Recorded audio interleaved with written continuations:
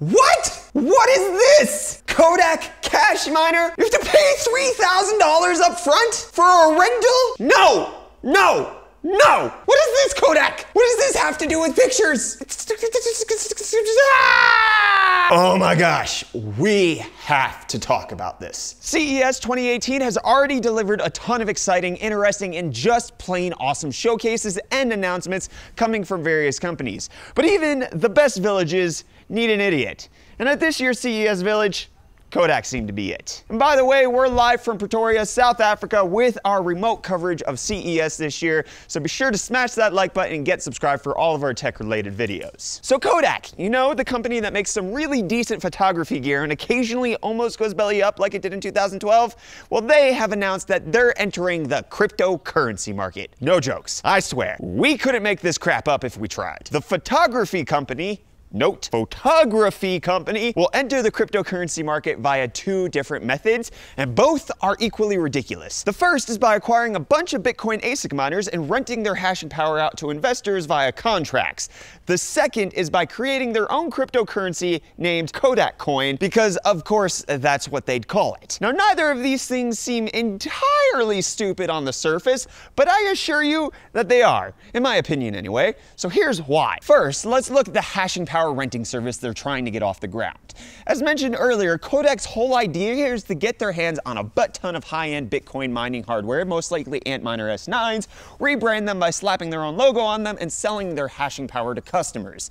This plan has already been put into motion. Kodak claims to have around 80 machines already up and running at their Rochester, New York headquarters, which they've rebranded as CashMiners. Again, we can't make this crap up, and they're expecting another 300 to come in at some point. So basically, an entire company has as many miners as one really dedicated person. The whole mining operation will be run by licensee Spotlight Energy Systems, a company that previously collaborated with Kodak for another endeavor.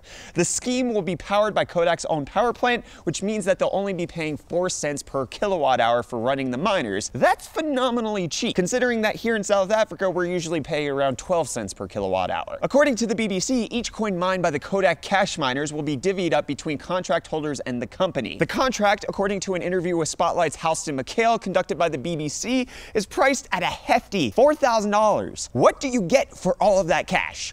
Well, again, according to McHale, the contract should earn buyers a profit of around $500 per month. With that kind of profitability, it's little wonder capacity is already sold out and will remain so until the other machines arrived. At that profitability level, you'd be able to make a full return on your investment in as little as 8 months. It should be noted that other sources claim that the contract will cost $3,400 and will bring in $375 per month.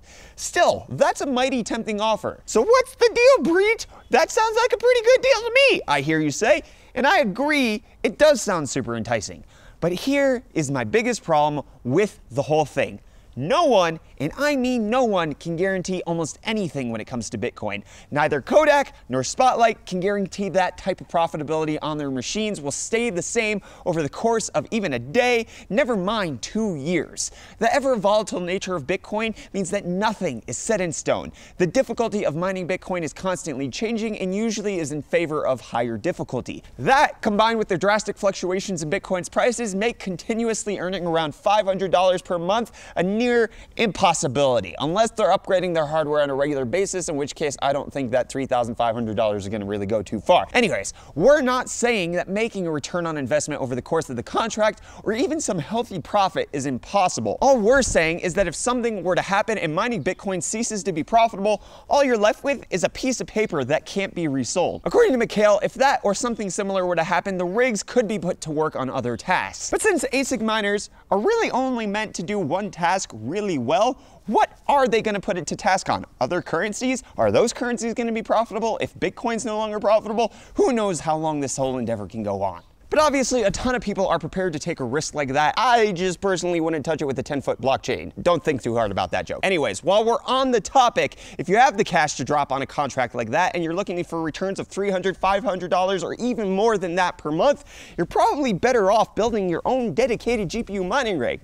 A 6-card GTX 1066 gig or ARC 588 gig rig will currently bring in around the same amount of cash per month or more than the rental contract. If you can find 6 of those cards in stock at relatively same prices, the rig should also about match or cost less than the buy-in for the Kodak contract. The biggest benefit that GPU mining has over almost any other method of mining, including cloud-based contracts, is that if the coins that you're mining become completely worthless, you can recuperate a lot of this money that you've spent on the system by selling the parts to gamers or other miners. Heck, if you've got even more money to spend and can find an S9 ASIC miner in stock anywhere, you'll be able to rake in almost 3 times as much per month as you would with the contract. Unfortunately, the resale value of ASIC miners just isn't as good as it is with GPUs, so I wouldn't recommend this method as vigorously. And when I say resale method, like obviously now that Bitcoin is super high, you can sell them for a lot. But if it crashes, that's the whole point, is if everything goes to crap, then you have a better resale point. I do, however, understand that not everyone has the know-how, patience, or perseverance to manage their own mining rigs. And in cases like that, cloud mining contracts can make sense, but really, do they make sense from a photography company? Kodak's second super innovative plan is a bit of a two-parter. The first part is called the KodakOne platform, which is supposedly a tool to help photographers protect their creative endeavors. The second part is the KodakCoin cryptocurrency, which we talked about earlier. The KodakOne platform, boiled down to its most basic form, is a program designed to sniff out people and companies who use the work of those registered on the KodakOne network without consent and efficiently manages the post-licensing process to reward photographers. As pointed out by David Gerard, author of Attack of the 50-Foot Blockchain, in an interview with the BBC, there's no mechanism by which the blockchain could do that. And furthermore, storing the information in a blockchain doesn't protect your copyright any more than the copyright law already does. Did you guys catch that? The blockchain can't help you manage your copyright any better than systems that are already in place. If you want to protect your copyright on stock images, guess who does that? Shutterstock already does that. You don't need the KodakOne system. You don't need blockchain for this. Kodak is basically just using buzzwords to get you to pay them. But let's imagine that it could do that and you'll get rewarded from it. That reward part is where the Kodak coin comes in.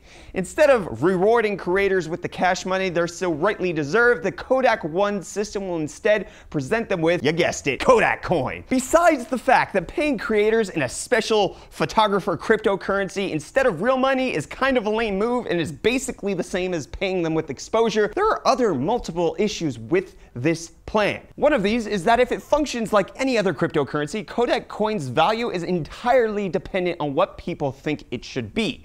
Which means that if no one wants it, it's essentially worth nothing and photographers are still technically not getting paid. Whether any of these blockchain-related initiatives prove to be successful or not, Kodak has already benefited hugely from them.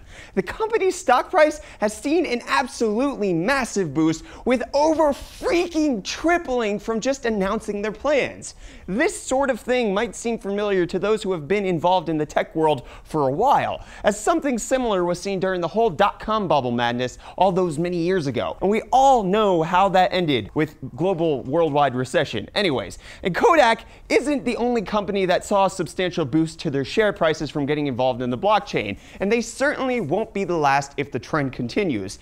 Investors have been and are still snapping up shares in almost any company that's involved in blockchain like they're going out of style.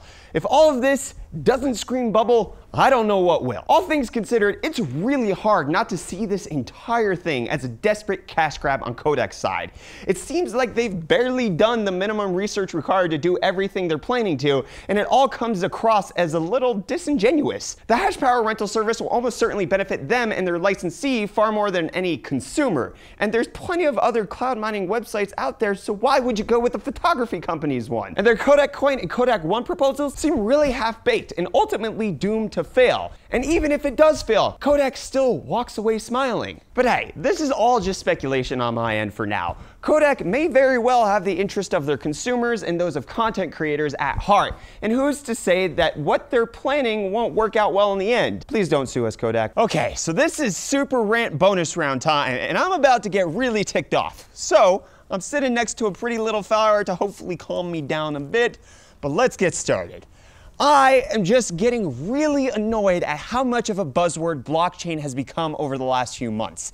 Yes, it's a 100% revolutionary technology, but it means nothing if it's not implemented correctly. Just because a company is embracing the blockchain or whatever doesn't mean it has any clue on how to use it. And even if it does, the real world benefits from doing so aren't always major. Other than something cool to add to their list of buzzwords, it just doesn't make any sense. We don't need thousands of different coins for everything, especially when all we're doing is basing the value of said coins by their ability to make us fiat currency. Doing that misses the entire point of cryptocurrency. And in part, I think I'm partially to blame for this type of crypto shenanigans. I get everyone involved on a technology they don't understand because they can benefit from something that they do understand, making cash dollar. And while a large part of our goal here at UFD Tech is to make mining accessible to the everyman when we do our mining related videos, I feel as if I do a good job of tempering hype with mining with the notion that a lot of it is like building an amazing sandcastle with the tide just about to come in and destroy it all. There's wonder, there's specter, and there's a ton of profit to be made right now,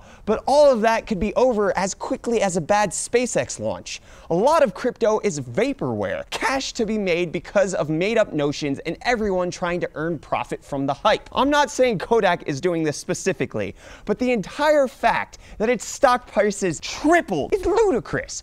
What is Kodak really offering here? And how do investors really benefit from them claiming they're doing something that actually isn't all that consumer friendly? The amount of cash that is being pumped into the crypto world for the sheer sake of earning a butt ton of money is really alarming to me. How can Bitcoin be worth more as a currency now when transaction fees are way too hullabaloo and high than it was a year ago when it was easy to spend, transfer, and invest in? Bitcoin is a worse currency now than it was a year ago due to external factors, and yet people are valuing it at an insane number. Can Bitcoin be worth $100,000 per coin? Absolutely, but not when its entire sole premise of existing isn't being fulfilled. And it's not just Bitcoin. Mostly, all cryptocurrencies are seeing artificial price pumps that are separate from their reason of existence. People buying them up because they think that they will be worth something rather than embracing the technology behind the crypto itself. I don't blame Kodak for this. They're being smart and cashing in on what the consumer wants, which is no more than what I'm doing with my mining videos.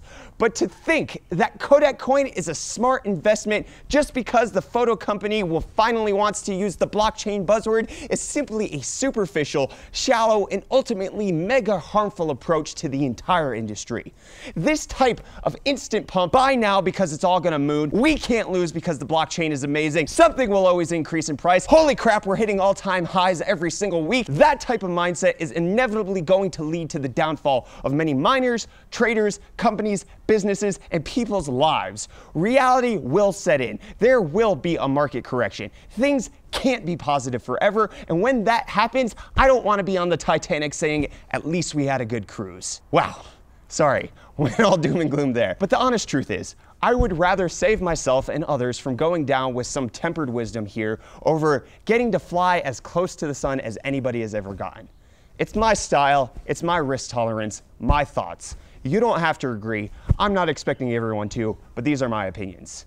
Please, everyone, don't spend what you can't afford to lose. If you're living by that principle, I honestly don't care what you're doing with your cash. Buy KodakCoin, rent hashing power, buy every single Vega on the face of the earth. But as someone who cares about the people who are mining more than mining itself, please do it all responsibly. Well, anyways, I think that's where I'll wrap up this video on our coverage of KodakCoin and their crypto tomfoolery at CES this year.